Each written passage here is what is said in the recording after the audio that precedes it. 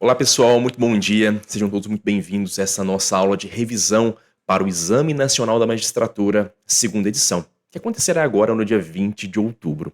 Bom, nesse encontro de hoje, eu quero tratar com vocês não apenas de temas que são mais propensos de serem cobrados na prova, temas mais quentes, mais relevantes e que realmente me chamam muita atenção, né? Que me inspiram aí, de repente, alguma questão que possa ser cobrada de vocês no dia 20, mas também quero tratar de alguns aspectos relacionados à própria execução da prova em si. Me parece um tema muito importante, especialmente quando a gente pensa na preparação de alta performance, né? No rendimento em provas. Deixa eu só aqui mudar então o meu slide, passar para frente e ajustar a minha imagem para que nós possamos prosseguir nessa conversa, tratando exatamente desse aspecto relacionado então ao dia da prova. Por que esse ponto me parece extremamente importante, pessoal? Porque olha só, vocês terão 5 horas para poder então realizar a prova do Enem, que vai conter então 80 questões, né? Nessas 5 horas, vocês então têm que conseguir verter, né, transformar em acerto todo aquele conteúdo que foi estudado, que foi visto nos últimos meses, né? É uma hora muito decisiva, por óbvio, né? Eu nem precisaria estar falando isso para vocês, mas é importante chamar a atenção. É um momento em que a sua estratégia, ela pode te favorecer, pode te auxiliar, pode te ajudar nessa conversão, né, em acertos do seu conhecimento, do seu estudo, como também pode ser uma estratégia que venha, às vezes, colocar tudo a perder. Óbvio que eu não desejo isso para ninguém, e é justamente por isso que me parece muito importante aqui esta conversa, tá? Primeiro ponto, pessoal, que eu julgo assim extremamente importante, e eu digo isso com conhecimento de causa, como alguém que também faz prova, e vocês sabem disso. Blindagem mental, pessoal. É muito importante vocês se blindarem mentalmente nesse momento, sabe? Eu sei que vai chegando próxima prova, né? Especialmente na véspera, na antivéspera, e a gente tende a alimentar alguns sentimentos de desconfiança. Isso é péssimo, isso é muito ruim, né? E o desafio aqui é cancelar esses sentimentos, é cancelar esses pensamentos. E como é que você faz isso? Alimentando, obviamente, pensamentos de positividade, né? Eu falo isso para vocês, pessoal, porque são estratégias que eu tenho que utilizar comigo mesmo, né? Eu também sou assim. Eu também tendo a desconfiar de mim mesmo, desconfiar da minha história, da minha preparação, do meu estudo, de tudo aquilo que eu fiz. Mesmo às vezes tendo estudado suficientemente bem, eu às vezes realmente alimento esse sentimento de desconfiança. Então, algumas frases que vocês precisam repetir, né, para vocês mesmos, mas não apenas repetir pro forme, mas essencialmente acreditar nelas, né? Quais frases são essas? Bom, a frase de que eu fiz o meu melhor, né? Eu fiz tudo que eu poderia fazer, né? Eu fiz o melhor que eu pude, né? E algumas frases também que te remetem a algumas percepções que às vezes passam, né, desapercebidas. Por exemplo, eu não comecei ontem, né? Eu estudo há, né, 5, 10, 15 anos, né? São 5 anos de faculdade, mas mais aí 5 anos, né, pós-formação, mais a minha experiência profissional, etc. Então, é muita coisa quando a gente realmente coloca na ponta do lápis. E isso não pode ser desprezado, né? Você tem muita experiência, você tem muito conhecimento, você não começou ontem. E agora é o momento de você acreditar em você, acreditar na sua história, acreditar na sua preparação, no seu estudo, né? Você está pronto para poder fazer essa prova. Você vai acertar todas as questões? Não, isso nunca vai acontecer, né? Dificilmente, né, isso poderia, né, de repente acontecer. Não vai. Você tem que fazer os 56 pontos, né, acertar 70%, né, das questões, tá? E vai dar certo, você vai conseguir chegar nesse percentual porque você tem um conteúdo, né, próprio suficiente para poder acertar essas questões. E ainda que você não saiba, de repente, aquilo que está sendo cobrado, você tem, com certeza, condições para encontrar a resposta correta. Nós não estamos aqui buscando aquele que sabe mais. Nós estamos aqui, nas provas objetivas, buscando aquele que sabe melhor lidar com as adversidades, com aquelas questões que você não sabe, né? Com aquilo que você não tem o domínio. Então, vai ser aprovado, vai passar este que melhor sabe administrar aqueles assuntos que não conhece, que não sabe. Perfeito? Então, tenham a consciência e a percepção de que vocês sabem o necessário para poder então acertar aí o mínimo possível, que são as 56 questões. Uma coisa que eu tenho por hábito fazer, e até aprendi com um grande amigo meu, que se tornou magistrado, se tornou juiz, é o seguinte: chegando lá na prova, né, por vezes a gente tem uma certa tendência a desanimar, né, quando você desce do Uber, por exemplo, e vê aquela quantidade de pessoas ali, né, milhares de candidatos aguardando para poder fazer a prova. A primeira coisa que eu faço é me blindar, né, e eu sempre vou com fone de ouvido e não fico participando daquelas conversinhas pré-prova. Não fico porque eu nunca vi uma conversa pré-prova que fosse animadora. São sempre conversas desanimadoras, quando se trata, né, de concurso público ou de alguma questão relacionada ao próprio direito. Então, eu prefiro ficar de fone de ouvido, realmente me blindando, né, me concentrando ali para aquele momento que é tão importante, né? Então, a primeira coisa é isso. Se blindem nesse sentido.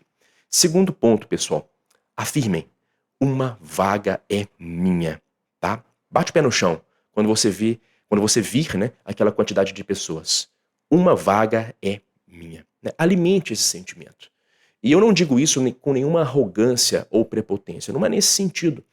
É uma estratégia para você reforçar a sua crença, para você criar uma atmosfera de positividade, né? E excluir ali alguns pensamentos, porventura, negativos. Perfeito? Então, o primeiro ponto é este que eu queria tratar com vocês. Segundo aspecto, pessoal, estratégia de execução. Você tem que começar a sua prova, né, sabendo exatamente o que você vai fazer e como você vai fazer, né? Por exemplo, você vai fazer a prova da questão 1 à questão 80, né, de ponta a ponta, seguindo ali a ordem, né, sequencial das questões. Ótimo, acho uma estratégia super interessante, válida. Inclusive, eu uso essa estratégia para as provas em que eu tenho o desafio de gerir o tempo. Por exemplo, TJ São Paulo, né, são 100 questões em 3 horas e meia, né, porque meia hora é para poder passar para o gabarito. Então, sim, é uma prova muito rápida, muito rápida. Então, eu faço da questão 1 à questão 100, para que eu tenha uma exata dimensão da quantidade de questões que eu estou fazendo por hora, né? E ali eu faço uma administração, por exemplo, de 30 questões por hora, né, que é um cálculo mais confortável, né? Então, você tem que saber exatamente isso, né? Vai fazer da 1 a 80? Ou você vai começar, de repente, pelas questões das matérias que você tem mais facilidade? Imagina só que você tem mais facilidade com constitucional, com administrativo. Será que vale realmente a pena começar por essas questões e depois voltar, né, nas outras disciplinas, deixando aquelas que você sabe menos por último? Também é uma estratégia válida, né? Eu acho que também é super indicado. Já fiz isso muitas vezes, né? Começando pelas matérias que eu mais tenho facilidade, e indo para aquelas que eu tenho menos facilidade, né? Numa ordem, então, decrescente. Também acho que dá super certo, né?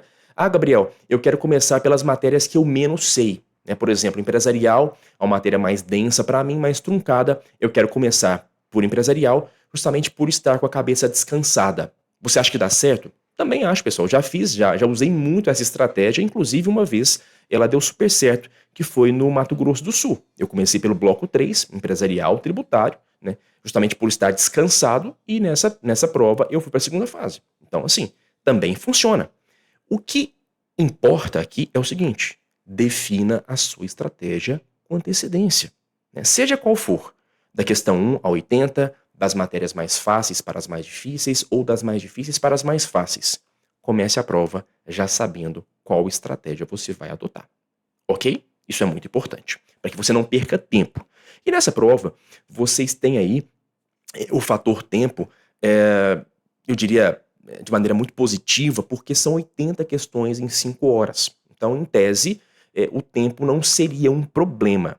Só que, pessoal, não esqueçamos, a banca organizadora do Enem é a banca FGV.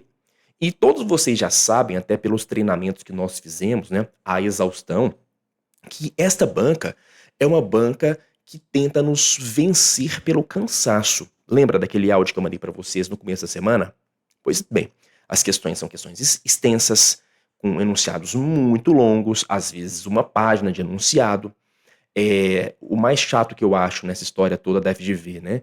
Ela coloca ali muitos personagens, os problemas concretos, nos casos concretos, cujos nomes também são nomes, às vezes, difíceis de você memorizar, ou né, eles colocam para você confundir. Por exemplo, no TJ Santa Catarina, que foi a última prova de magistratura aplicada pela FGV, Houve uma questão ali de direito civil em que os personagens, né, eram 4 personagens. 2 deles tinham o nome Chico e o outro Chicó, né? O que mudava era um acento agudo, né, de um personagem para o outro. E isso fazia diferença no final das contas, para você fazer um cálculo ali da legítima, né? Uma questão, salvo engano, de direito sucessório. Então, assim, a FGV, ela realmente tenta complicar as coisas. Então, muito cuidado com o tempo, ainda que você tenha 5 horas para poder fazer 80 questões. Tá? A administração do tempo, ela é, de fato, fundamental. Tá?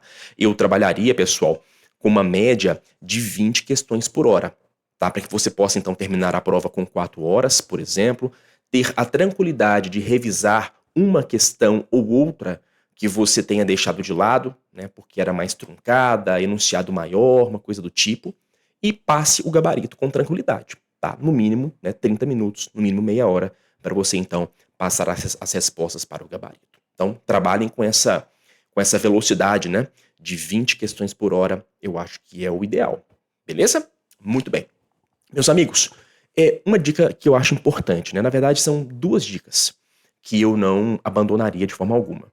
Primeira delas, não case com as questões, sabe? Isso é uma tendência, né? Na hora de estar fazendo a prova ali, objetiva, você se deparar com uma questão muito longa, muito complexa, por exemplo, uma questão que envolva tipificação lá no direito penal, e você perder muito tempo pensando qual seria a resposta correta, etc, etc, etc. Tudo bem. Não que a questão não seja importante, não é isso, mas não fique muito tempo na questão. Se realmente a questão tem esse perfil, tem esse padrão, passe para frente, né? Circula ali a questão, faça algum sinal indicativo, para que depois, ao final da prova, com a cabeça mais tranquila, né, já tendo terminado as questões, você volte nessa questão em particular e faça ali a revisão dessa questão. Até pode ser que nesse espaço de tempo você tenha buscado na sua gaveta mental a informação que faltava para poder resolver essa questão. Tá? Então, não case, não fique 10 minutos numa questão.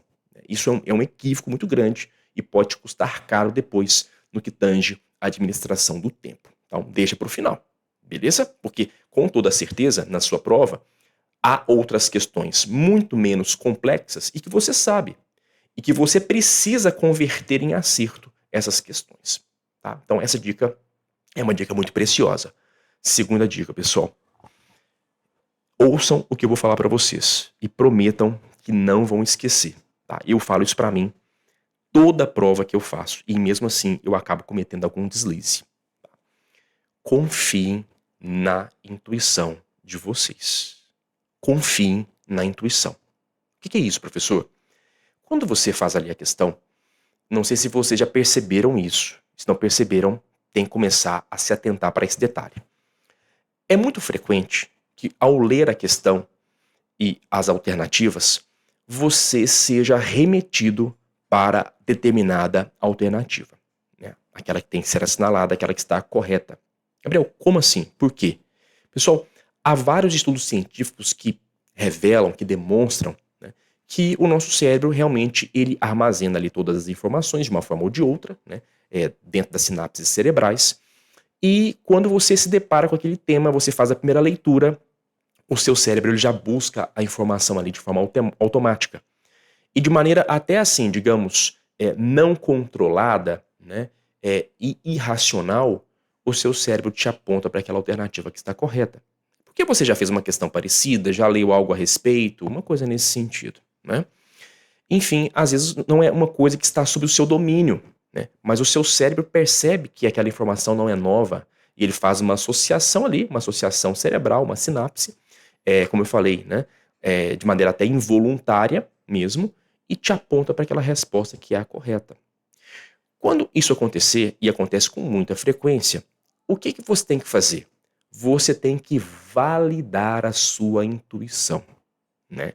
Primeiro, confie nessa intuição, porque há grandes chances de que essa resposta que o seu cérebro está apontando como sendo a correta realmente seja a correta, mas cabe a você, logicamente, num senso de maturidade, fazer a verificação, né, desta assertiva, né, verificar se realmente ela está correta mesmo e se no prisma da racionalidade faz algum sentido, porque também, lógico, pode ser alguma viagem, tá?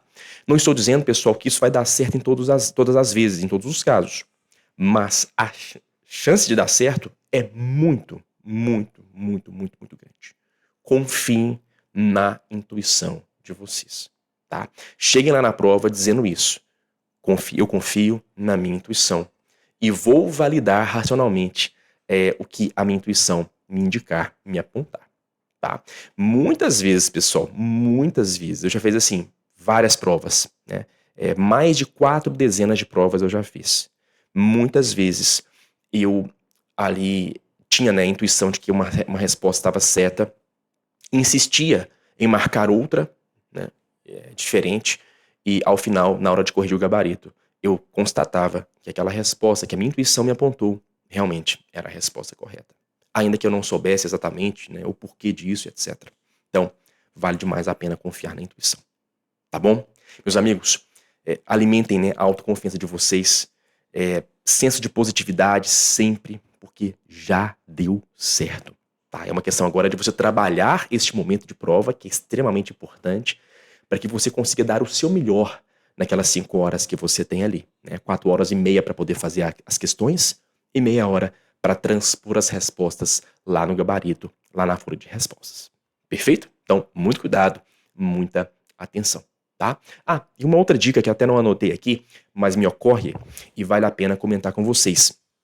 Gente, desconfiem quando vocês perceberem que, por exemplo, em 4 questões consecutivas você marcou a mesma letra. A, por exemplo. Desconfie. Porque nos gabaritos da FGV, raramente isso acontece. Você até tem ali, né, sequências de letras, por exemplo, em 3 questões. BBB, né, ou EEE. Acontece. Agora, 4 é muito difícil.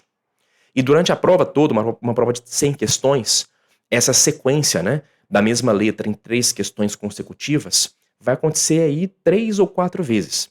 Então, 3 ou 4 vezes você vai ver, né, BBB ou CCC, né, em sequência.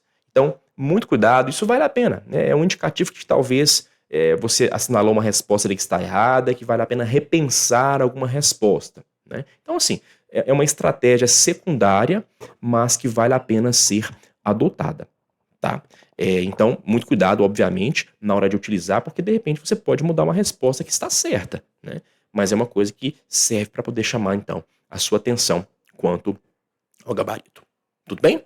Bom, pessoal, feita então essa abordagem inicial, né, sobre a estratégia de execução, né, e também a questão da blindagem emocional, mental, vamos aqui avaliar alguns julgados, algumas decisões, alguns temas que me parecem muito propensos de cair na prova de domingo. Beleza? Vamos começar aqui. Deixa eu só ajustar o nosso slide e a minha imagem para ficar melhor a visualização de vocês. Só um instante. Pessoal, o primeiro assunto que eu achei por bem explorar com vocês, mesmo porque ele foi objeto de cobrança agora recente na prova do Tribunal de Justiça de Santa Catarina, também, né, organizada pela FGV, foi o tema controle de convencionalidade. E esse assunto é um assunto que tem aparecido recorrentemente nas provas de magistratura. Tá? Bom, eu chamo aqui a sua atenção para a teoria do duplo estatuto. O que isso quer dizer, meus amigos? Isso quer dizer que a validade normativa, né, a validade das espécies normativas, das leis, ela deve ser avaliada não apenas à luz da Constituição da República, né, a partir daquela ideia de supremacia constitucional, mas também a validade normativa, ela tem de ser verificada à luz dos tratados internacionais incorporados aqui no Estado brasileiro. Tá? Isso é extremamente importante. O que eu quero dizer com isso? Eu quero dizer o seguinte para vocês. Uma lei infraconstitucional, né, ela será válida se ela estiver em harmonia com o texto da Constituição, né, com o chamado bloco de constitucionalidade, isto é, com o texto da Constituição e também com os tratados internacionais sobre direitos humanos, né, que têm status constitucional. Quais tratados são esses, meus amigos? São aqueles tratados que foram incorporados aqui no Brasil a partir daquele procedimento de aprovação das emendas constitucionais, né? As emendas constitucionais, todos nós sabemos, elas são aprovadas em 2 turnos, né, em cada uma das casas do Congresso Nacional, a partir de um quórum de 3/5. Então, os tratados de direitos humanos, né, que foram incorporados sob essa sistemática, eles são considerados normas constitucionais e integram o bloco de constitucionalidade. Perfeito? Então, veja, uma norma será, então, constitucional, será válida se ela estiver de acordo com esse bloco, tá? Só que a norma também, para ter validade, ela precisa estar em sintonia, em conformidade com os tratados internacionais sobre direitos humanos que não têm status de norma constitucional, né? Por exemplo, né, o maior exemplo aqui e o mais, né, clássico de todos, o Pacto de San José da Costa Rica, né, ele tem status supralegal, né? Para que a lei ela seja válida, é preciso que ela então esteja em sintonia, em harmonia formal e material com o Pacto de San José da Costa Rica, né? Então, a isso nós aqui atribuímos, né, a teoria do duplo estatuto, que significa então que a lei tem que estar de acordo com a Constituição, com o bloco de constitucionalidade, mas também deve estar em harmonia com os tratados internacionais sobre direitos humanos. Ok? Maravilha. Gabriel, quem é que pode realizar o controle de convencionalidade? Gente, nós seguimos aqui a mesma lógica do controle de constitucionalidade. Vejamos então que todos os juízes, né, todos os juízes, os tribunais brasileiros farão controle de convencionalidade. É interessante observar isso porque quando nós falamos em controle de convencionalidade, há uma ideia equivocada de que, por exemplo, somente a Corte Interamericana teria legitimidade para tanto. Isso não é verdade, né? É claro que a Corte ela faz esse controle, evidentemente, inclusive desde 2006, né? Quando então a Corte começou a utilizar essa nomenclatura, né? Para designar então aí a realização da verificação de compatibilidade, né, das leis com os tratados internacionais e a própria jurisprudência da Corte Interamericana. Tudo bem. Só que os magistrados, né, juízes e tribunais brasileiros, também fazem esse controle de convencionalidade, né? Por exemplo, o Supremo o faz de forma concentrada, né?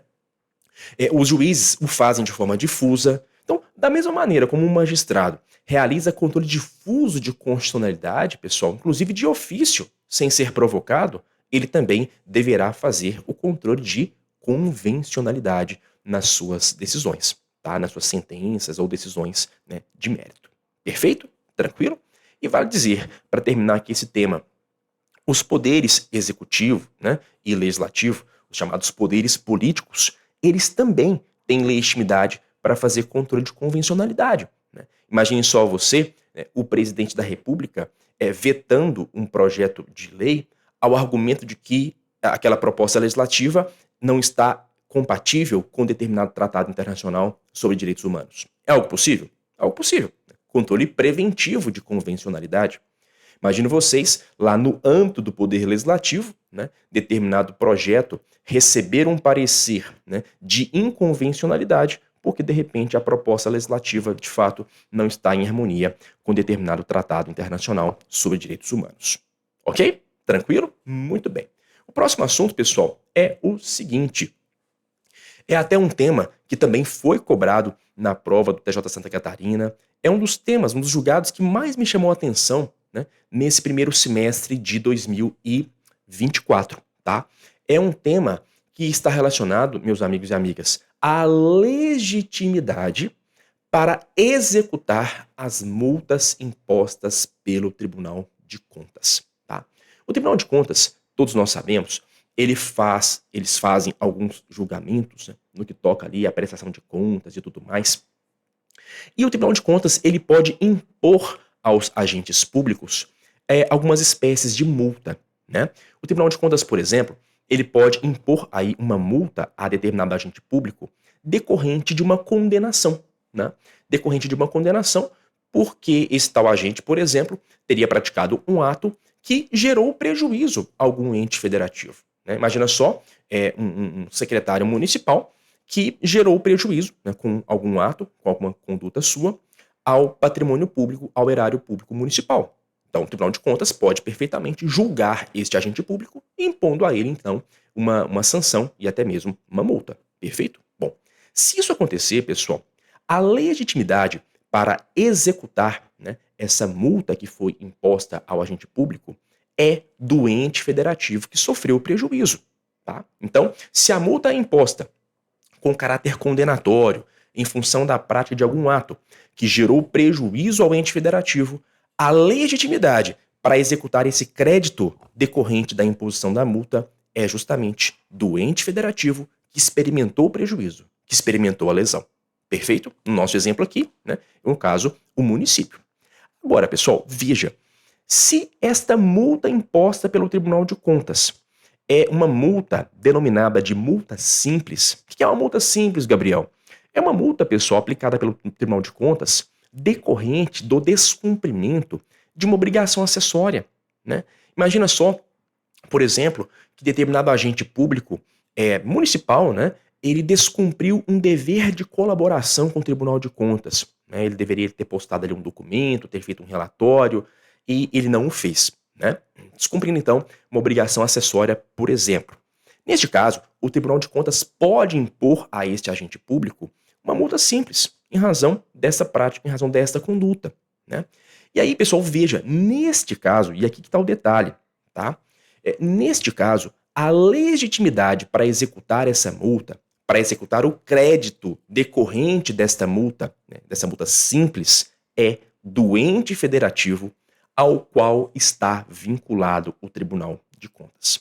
Então imagina, o Tribunal de Contas do Estado de Minas Gerais, né, do meu estado, aplicou uma multa simples a algum servidor público municipal, porque ele descumpriu um dever de colaboração qualquer. Beleza. Neste caso, pessoal, a legitimidade para executar essa multa simples não será do município ao qual pertence o servidor público, né? A legitimidade será do Estado de Minas Gerais, né? Estado ao qual o Tribunal de Contas está vinculado. Tá? Então, muita atenção a esse julgado. Como disse, já apareceu, né, em prova da FGV, é um julgado recente, muito marcante, porque ele altera, né, uma tese já fixada anteriormente pelo Supremo Tribunal Federal, e eu não tenho dúvida de que pode aparecer ou em direito constitucional ou em direito administrativo. É um tema realmente muito quente, muito forte, né, para a sua prova.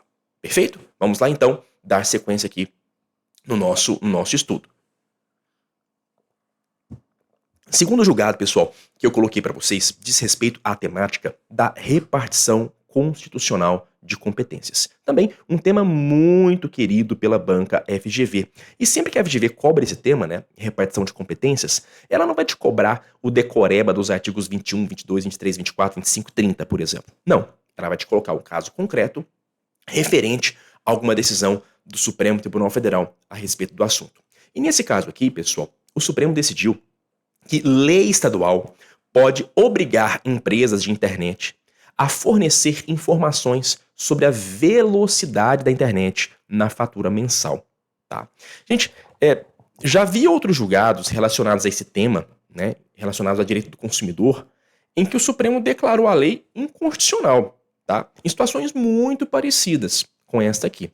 Mas nesse caso, pessoal, não. Nesse caso, o Supremo decidiu que a lei é constitucional. Tá? A lei estadual é constitucional e, portanto, o Estado pode impor a obrigação às empresas de internet que constem da fatura mensal ali informações acerca da velocidade da internet. Tá? A princípio, poder-se pensar que essa lei viola, né, a competência da União para legislar sobre telecomunicações. Mas o entendimento não foi esse, pessoal. O entendimento do Supremo foi no sentido de que esta lei, na verdade, ela versa sobre proteção do consumidor, né? E esse tema, proteção do consumidor, proteção das relações de consumo, é um tema de competência concorrente, que está ali inserido no artigo 24 da Constituição. Lembram? O artigo 24, ele estabelece as competências que são concorrentes entre União, Estados e Distrito Federal.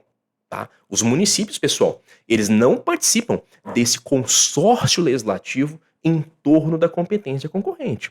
Municípios, a princípio, não participam. Eles não estão no artigo 24 da Constituição. Então, podem legislar sobre o que está no artigo 24, a União, Estados e o Distrito Federal. E dentre os temas que lá estão, né, você vai encontrar, inclusive, a proteção do consumidor. Então, esta lei, pessoal, ela é constitucional. Gente, apenas fazendo aqui uma pequena incursão teórica sobre este assunto, é importante esclarecer para vocês que neste condomínio legislativo formado pela competência concorrente, cabe à União legislar sobre normas gerais e cabe aos estados e ao DF, né, legislar sobre esses temas de forma específica. Tá legal? Então, estados e DF vão suplementar a legislação federal em relação a esses assuntos que estão aqui no artigo 24 da nossa Constituição. Perfeito? Ah, Gabriel, então quer dizer que os municípios não podem legislar sobre esses temas do artigo 24? Pessoal, a princípio não.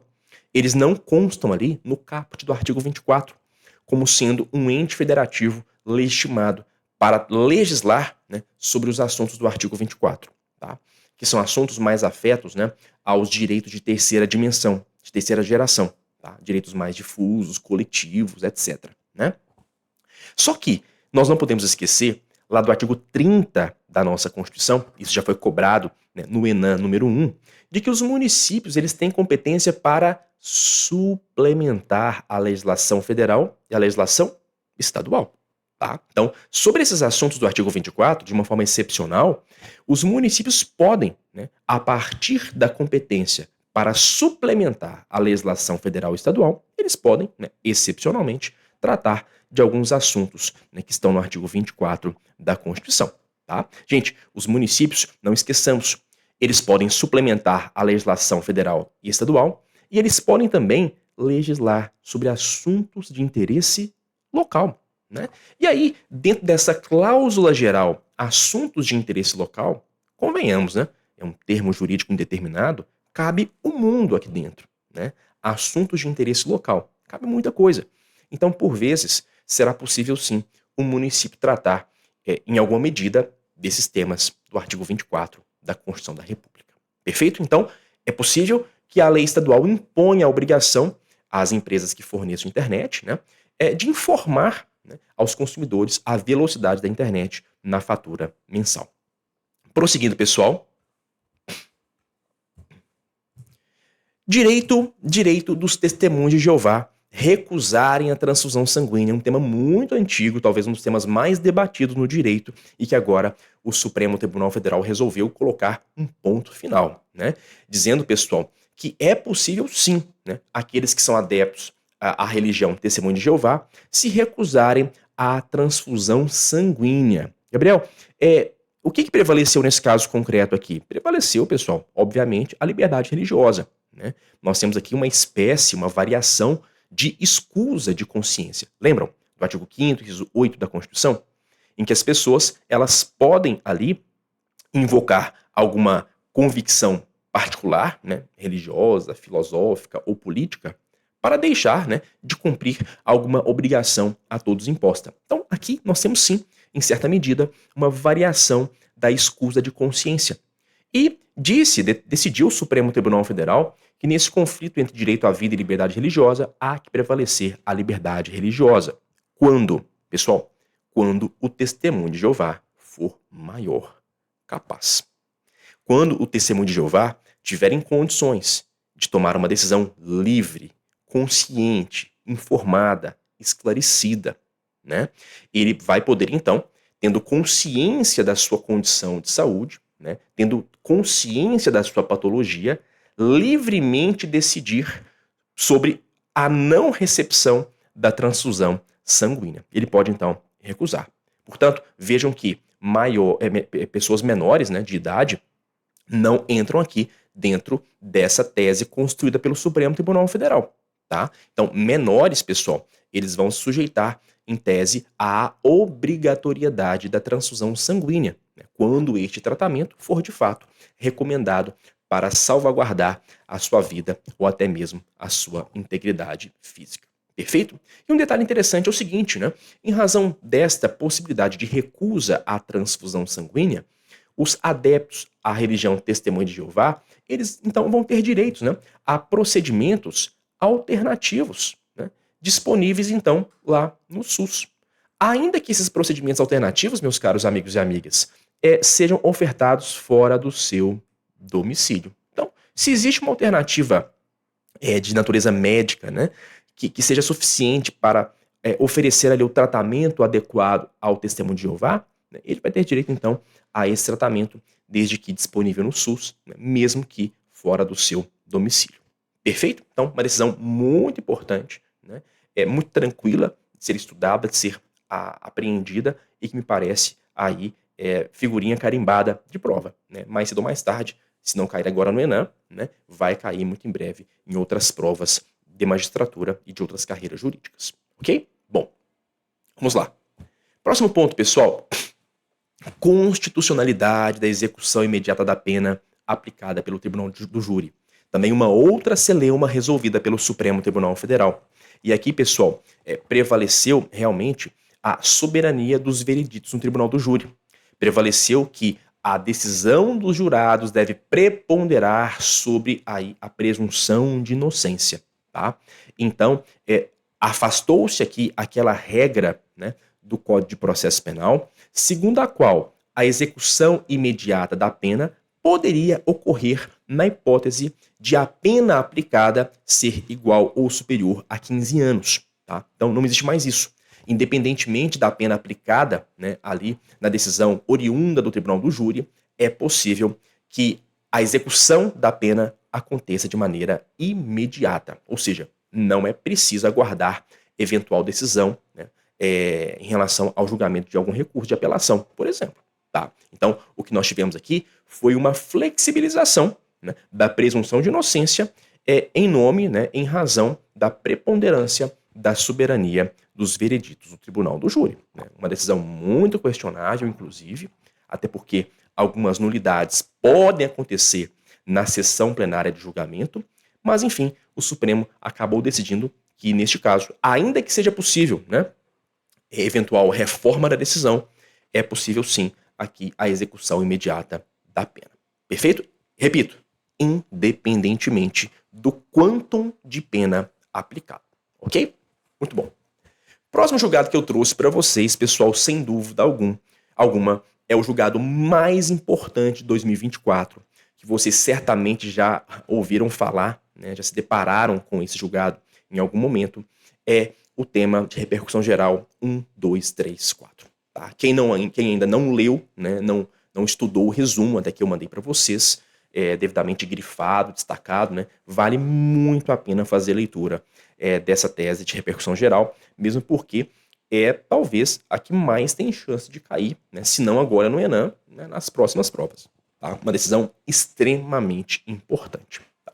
E aqui, nesse tema, pessoal, o que se quis verificar é o seguinte: de quem é a competência para julgar as ações que envolvam fornecimento de medicamento, especialmente aqueles medicamentos de alto custo, que por vezes não integrem a lista de dispensação, né, do SUS, né? De quem é a competência?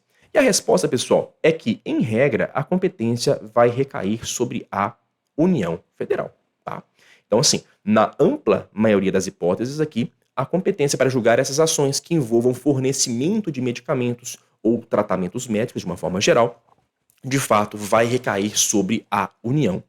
Quando é que o Estado membro, por exemplo, poderia ter competência, né, para julgar esse tipo de demanda? Olha, pessoal, naqueles casos, por exemplo, em que o medicamento ele tem registro na Anvisa, tá? Ele está registrado devidamente na Anvisa, não está incorporado, né, de repente não está incorporado na política pública do SUS, tá? Não está incorporado, e que o valor seja inferior, igual ou inferior a 210 salários mínimos. Então, nesse caso, por exemplo, seria uma hipótese em que o Estado poderia constar no polo passivo desse tipo de demanda. Tá? Quando o medicamento está aprovado pela Anvisa, ele até não está incorporado, mas o seu valor é igual ou inferior a 210 salários mínimos.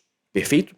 Pessoal, importante salientar aqui um ponto, que é o seguinte: o que foi decidido aqui pelo Supremo, né, na realidade, é fruto da homologação de um acordo interfederativo entre União, Estados e municípios, acerca desse tema fornecimento de medicamentos. Por isso que essa decisão ela é tão importante, ela é tão relevante, porque, de certa maneira, ela resolve vários problemas em torno dessas demandas de saúde, tá? E resolve, vejam, a partir de um consenso, de um pacto interfederativo entre os entes que compõem a nossa República. Perfeito? Muito bem. Então, em regra, a competência é da União. E óbvio, pessoal, que, por exemplo, não havendo registro na Anvisa do medicamento, aí sim que a competência realmente vai recair mesmo sobre a União. Tá? Nesse caso, não há nenhuma dúvida, né? Quando o medicamento ele não tem ainda registro na Anvisa. Perfeito? Gente, se a competência é da União, né, na maioria dos casos, os custos do medicamento, né, o ônus financeiro, né, para poder então adquirir o medicamento e fornecer a quem de direito, também vai recair sobre a União. Tá? Na hipótese, né, de repente algum ente federativo ser também condenado, Estado membro, né, ou até mesmo município, deverá haver então o devido ressarcimento desses valores por parte da União. Ok? Muito bem. Pessoal, tema importantíssimo. Cabe ao Poder Judiciário, nesse tipo de demanda, né, nessas ações, fazer aqui o exame da legalidade, tá? Inclusive sob pena de nulidade. Gabriel, o que o Judiciário tem que examinar aqui, né, nesse tipo de demanda? O Judiciário, pessoal, tem que analisar o ato administrativo, né, de incorporação ou não incorporação do medicamento. Tá? Especialmente o ato administrativo de não incorporação do medicamento. Tá? Às vezes ele está autorizado, né, pela Anvisa, mas não está incorporado à lista de dispensação do SUS. Então, o Poder Judiciário, no momento de decidir, né, pela concessão ali do medicamento, ele tem que avaliar a legalidade do ato administrativo de não inclusão do medicamento na lista de dispensação do SUS. Tá? E é preciso também que você, futuro juiz, avalie igualmente a legalidade da negativa administrativa. Então veja, o indivíduo, né, para que ele possa bater as portas do Poder Judiciário, para que ele possa comprovar o seu interesse de agir em requerer aquele medicamento, ele vai precisar, pessoal, demonstrar a negativa administrativa. E você, futuro juiz, futura juíza, precisa examinar na decisão de concessão do medicamento a legalidade dessa negativa administrativa. Repito, sob pena de nulidade da sua decisão. Então, são duas questões obrigatórias. Examinar, né, o ato administrativo de não incorporação do medicamento na lista do SUS, e examinar o ato administrativo de negativa, de recusa do fornecimento do medicamento. Tá? E evidente, pessoal, na condição de juiz, você não pode, é claro, substituir a vontade do administrador. Você não vai agir como se o administrador fosse. Você vai atuar como sendo o juiz mesmo. Por isso mesmo que a sua decisão ela vai ficar restrita ao exame da legalidade. Né? Você não vai fazer aqui incursões no mérito administrativo. Não vai. É claro, você vai precisar, evidentemente, né, fazer aqui a análise do ato administrativo à luz da teoria dos motivos determinantes. Né? Então, caberá a você verificar a legitimidade, né, a veracidade também dos motivos invocados pela administração pública, né? No sentido realmente de fazer um exame de legitimidade, né, daqueles motivos apresentados. Mas você não vai, né, incursionar no mérito administrativo a ponto de atuar como um gestor público. Você vai atuar apenas como juiz, né, buscando ali uma atuação que se limite à legalidade, né, ao exame da legalidade. Perfeito? No máximo, né, verificar aqui o ato administrativo à luz da teoria dos motivos determinantes, para verificar se os motivos são verídicos, né, se eles são realmente verdadeiros, e se eles são legítimos, se eles estão aqui, né, em harmonia, né, com os princípios da administração pública e também com os direitos fundamentais. Ok? Muito bem. Próximo julgado, pessoal. Quer dizer, ainda temos um detalhe aqui, né, alguns detalhes para poder verificar a respeito desta importante decisão, né, que eu comentei com vocês, do tema 1, 2, 3, 4, que não pode passar desapercebido. Gente, atualmente, segundo o que foi decidido pelo Supremo, é necessário que aquele usuário, né, do sistema público de saúde, aquele que precisa do medicamento, é necessário que ele faça prova da necessidade daquele fármaco, daquele medicamento, daquele tratamento médico. Tá? Não basta simplesmente alegar, né, que precisa do tratamento. Ele precisa realmente provar e fazer prova de uma forma robusta mesmo, né? Ou seja, usando aqui ensaios clínicos randomizados, né? Ou então a revisão sistemática ou por meio de meta-análise. Então, assim, é uma prova realmente robusta, a partir de uma demonstração científica mesmo de que a situação de saúde dele está a exigir um tratamento com base naquele fármaco que está sendo demandado aqui do Poder Judiciário. Então, este ônus da prova, ele cumpre ao autor da ação, aquele que futuramente será o beneficiário do medicamento. Perfeito? Muito bom, muito bem. Uma outra questão que eu quero verificar com vocês aqui, e que também é muito importante, e que ficou aqui decidido, né, nesse tema 1, 2, 3, 4, é que será criada uma plataforma nacional buscando a centralização, tá, e o compartilhamento das informações relacionadas ao fornecimento de medicamentos. Tá? Então, até agora, pessoal, nós vivíamos um momento de extrema desordem, tá, nessas demandas de saúde no Brasil. Extrema desordem. Eu falo isso com conhecimento de causa porque já atuei muito nessas demandas de medicamentos. E aí, o que acontecia por vezes é que havia uma completa falta de informação. Bom, às vezes a União estava no polo passivo, o Estado membro e o município também, e aí os três eram condenados, né, em litisconsórcio passivo, né, e não se sabia exatamente quem cumpriria aquela obrigação. Às vezes, por exemplo, nós conseguimos um bloqueio de uma verba pública do Estado de Minas Gerais, mas a União já estava se movimentando para poder adquirir o medicamento. Enfim, era uma bagunça muito grande. E aqui ficou decidido, então, que deverá ser criada essa plataforma nacional para centralizar todas as informações, tá? Com relação à compra dos medicamentos, ao controle das prescrições médicas, ao monitoramento dos pacientes, né? Inclusive, né, com observância, né, da LGPD. Até coloquei para vocês aqui, ó. Importante que nessa monitoração nós observemos, né, as prescrições da Lei Geral de Proteção de Dados Pessoais, né? E, inclusive, né, é interessante, o profissional que, de repente, prescreve a medicação, né, que não está incorporada à lista do SUS, ele vai assumir a responsabilidade, né, pelo acompanhamento clínico daquele paciente, apresentando relatórios de melhora periódica, etc. Tá? Então, existe também esse detalhe que vai constar ali na plataforma nacional, que ainda será efetivamente instituída. Perfeito? Bom, gente, nós temos uma outra decisão recente do Supremo Tribunal Federal, que inclusive determina, né, na própria decisão, existe aqui a determinação de observância do tema 1, 2, 3, 4. Tá? É uma decisão diferente, mas cujo assunto, né, é semelhante, então muito cuidado, muita atenção. Tá? O Supremo decidiu acerca do dever do Estado de fornecer medicamento de alto custo a portador de doença grave, tá, que não possui, então, condições financeiras de adquirir esse medicamento. Pessoal, veja uma coisa aqui que é extremamente importante. Tá? O Supremo Tribunal Federal decidiu, e esse julgado é um julgado de relatoria do ministro Luiz Roberto Barroso, que, em regra, não cabe ao Poder Judiciário determinar o fornecimento de medicamentos que não estão incorporados nas listas do SUS, tá? Na lista de dispensação do SUS. Então, cabe ao Judiciário, em regra, condenar ao fornecimento de medicamentos que estão incorporados, né, que estão primeiro registrados na Anvisa e que estão incorporados às listas de dispensação do SUS. Por que isso, pessoal?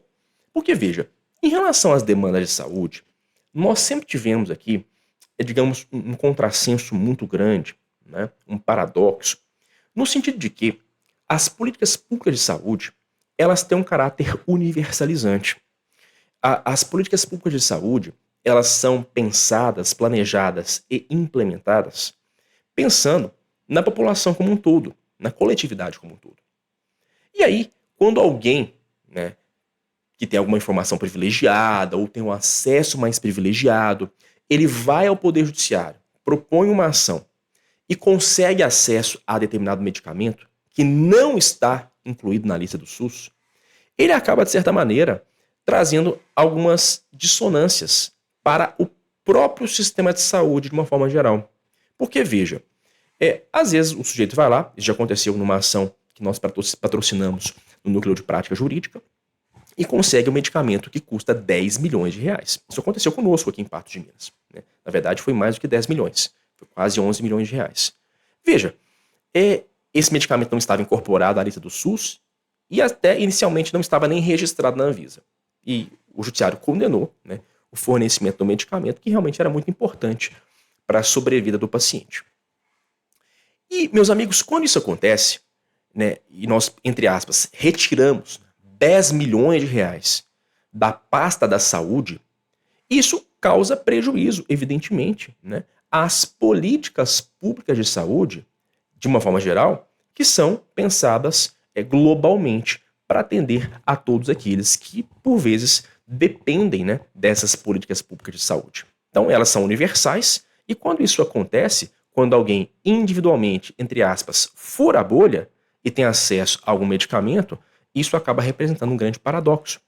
Daí porque, então, essa decisão, né, assentou o entendimento de que, em regra, cabe ao Poder Judiciário condenar o fornecimento daqueles medicamentos que já estão incorporados às listas do SUS, né, justamente para se preservar aqui esse paradigma universalizante, universal das políticas públicas de saúde.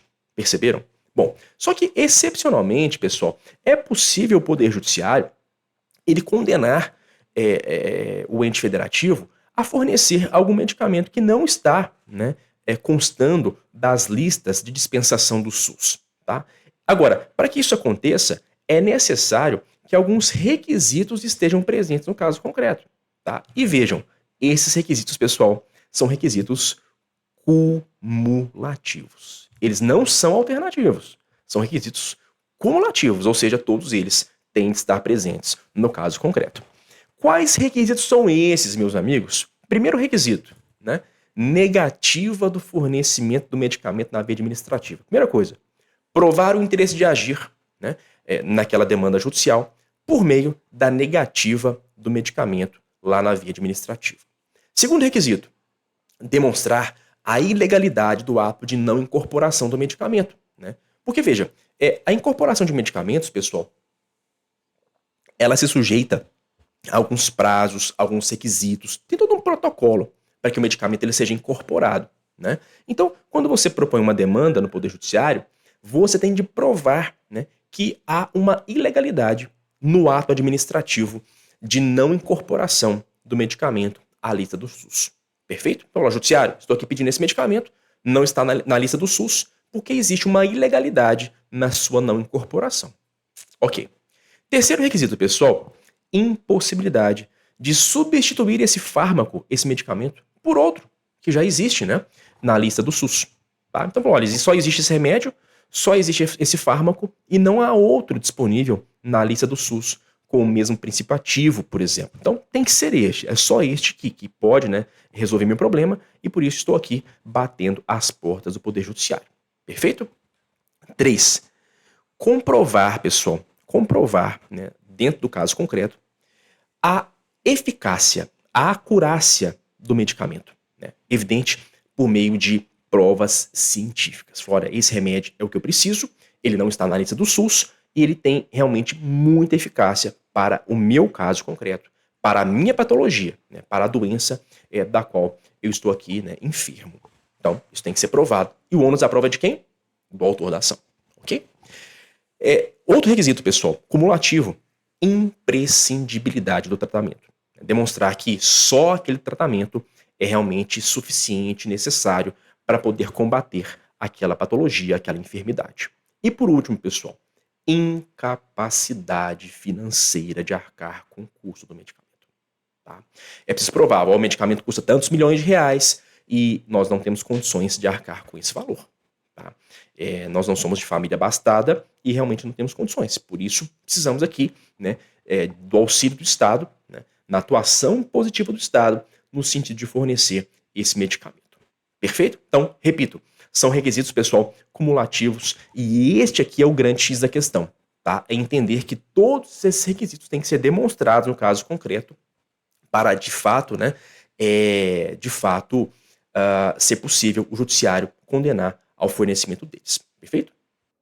Bom, pessoal, vamos então, né, para o nosso próximo julgado aqui. Deixa eu só passar para frente, um instante. Pessoal, um outro julgado também, né, assim, muito tranquilo e com muita cara de prova, né, diz respeito à imunidade tributária. É um dos temas, assim, muito caros, né, ao direito constitucional tributário e que certamente pode estar na prova de vocês, viu? Nós temos aqui, previsto no artigo 150, 150, inciso 6, a linha E especificamente, uma imunidade tributária, pessoal, que recai sobre os fonogramas e videogramas musicais produzidos no Brasil, tá? Contendo obras musicais ou literomusicais de autores brasileiros. Tá? Ou então até mesmo obras em geral, né, que sejam interpretadas por artistas brasileiros. Tá? E vejam, estão imunes também, meus caros e minhas caras, os suportes materiais, né, ou os arquivos digitais que os contenham. Né? Então, as mídias ópticas, por exemplo, né, os CDs que quase hoje já não mais se utiliza, eles também estão imunes, tá? Porque, enfim, essas produções musicais ou literomusicais estão incorporadas, contidas, né, nesses suportes materiais e eles também estão imunes, ok? Ao pagamento de tributos. Muito bem. Ao pagamento, desculpa, imunidade quanto realmente a pagamento de tributos. Beleza. Agora, pessoal, veja, o Supremo construiu aqui uma tese que é extremamente importante no sentido de definir que a imunidade tributária, né, que nós estamos aqui a comentar, lá da linha E da nossa Constituição da República, ela não vai se aplicar às importações de suportes materiais produzidos fora do Brasil, ainda que contenham ali alguma produção musical, alguma obra musical de artista brasileiro. Então, qual que é o grande X da questão aqui, pessoal? O suporte material que vai conter aí essas obras musicais e litomusicais estão realmente imunes ao pagamento de tributos. Só que vejam, caso esse suporte material seja importado, tá? Aí, veja, nós não teremos a incidência dessa imunidade tributária. Mesmo que esse suporte material importado contenha alguma gravação, uma música ali de algum artista brasileiro, ou regravado por artista brasileiro. Então, o grande detalhe aqui é a importação do suporte material. Caso seja um suporte material, uma mídia óptica, por exemplo, né, de CD, produzida aqui no Brasil, né, que contém obra musical de brasileiro, ou então gravada por brasileiro, ela vai estar imune. Mas caso ela seja importada, essa imunidade não vai incidir. Perfeito? Então, pessoal, julgado super simples, mas super cara de prova, de modo que eu recomendo, né, fortemente que você esteja atento a essa tese aqui do Supremo Tribunal Federal. Ok? Bom demais. Pessoal, temos aqui uma tese, um julgado, que é muito importante. Eu creio que também tem muita chance de aparecer para vocês, especialmente porque é um julgado muito contraintuitivo. Né? A tese fixada, a decisão é muito contraintuitiva e ela até contrasta com o que está posto lá na órbita do direito processual penal. Gente, esse julgado ele versa sobre a gravação ambiental clandestina. Tá? O que é a gravação ambiental clandestina? É aquela gravação feita, pessoal, a gravação clandestina é aquela gravação feita por alguém que participa do diálogo. Então, por exemplo, eu estou participando de uma conversa, né, com um interlocutor, pode ser de repente uma conversa por ligação telefônica ou até mesmo uma conversa, né, no mesmo ambiente, e eu então faço a gravação dessa conversa, né, para de repente fazer uma prova em meu favor, etc. Tá? Pois bem, essa gravação recebe o nome de gravação clandestina. Tá? É um nomezinho assim, como eu falei, contraintuitivo, porque no processo penal, essa gravação, meus amigos, é uma gravação lícita. Essa prova é uma prova lícita, válida no processo penal. Tá? Muito bem, não há dúvida sobre isso. Está mais do que pacificado. Agora, no processo eleitoral, o Supremo Tribunal Federal decidiu de forma diferente. Ele diz que no processo eleitoral, tá? No processo eleitoral, é importante frisar esse recorte aqui. Essa gravação ambiental, pessoal, em regra, ela é ilícita.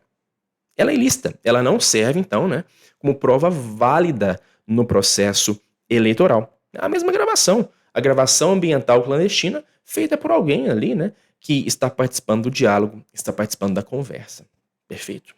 Agora, o Supremo decidiu que, excepcionalmente, essa gravação ambiental ela pode sim ser admitida como prova lícita quando a gravação acontecer em um local público, tá? Local público que não tem aí controle de acesso, tá? Desprovido de controle de acesso. Por quê, professor? Porque nesses casos aqui, pessoal, aquele que está sendo gravado, né, nessa gravação ambiental clandestina, ele não tem realmente uma expectativa, né, de proteção da intimidade ou até da sua privacidade, né? Digamos que nesse caso aqui, não há nenhuma lesão, né, ao direito da personalidade, à privacidade ou à intimidade. E por isso, então, neste caso em particular, gravação ambiental clandestina em locais públicos desprovidos de controle de acesso, a prova é uma prova lícita, tá? Possível. Perfeito? Agora, se não for em local público, por exemplo, se essa gravação acontecer no meu escritório, é de uma conversa que eu tenho com uma outra pessoa, essa prova, para fins eleitorais, é uma prova ilícita. Perfeito? Lá no processo penal, pessoal, continua a mesma lógica. Lá, essa prova é uma prova possível.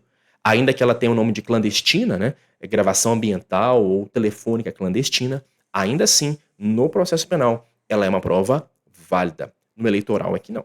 Perfeito? Gente, esta decisão do Supremo, importante salientar, é uma decisão de cunho pragmático, né?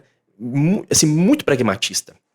Porque, caso fosse possível na esfera eleitoral esse tipo de prova, nós teríamos, invariavelmente, nós teríamos aí, com toda certeza, uma multiplicação de provas nesse sentido no processo eleitoral, que poderia até mesmo inviabilizar a própria jurisdição eleitoral, né?